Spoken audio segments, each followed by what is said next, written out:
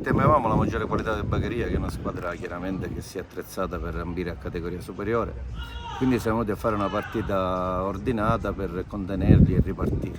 Siamo riusciti qualche volta a ripartire, fino al 60° abbiamo tenuto abbastanza bene il campo, poi è arrivato l'episodio del gol sul quale onestamente qualche dubbio di fuorigioco c'è, ma tanto a partita finita non conta. E abbiamo cercato di battagliare con le nostre armi fino alla fine, abbiamo avuto un paio di situazioni in aria, il gol del 2-0 non lo considero perché ormai eravamo tutti sbilanciati.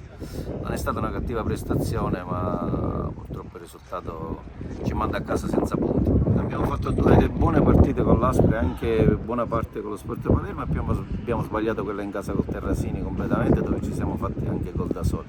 Serve attenzione, serve sbagliare poco, essere un po' più cinici sotto porta e anche un pizzico di buona sorte ogni tanto aiuta. Per noi è importante perché la classifica piange purtroppo, facciamo un po' la conta degli infortunati, che ne abbiamo diversi fuori, alcuni oggi hanno giocato acciaccati, speriamo di riuscire a recuperare qualcuno e di portare dei punti a casa, cercare di mantenere la categoria, questo per noi sarebbe il nostro scudetto.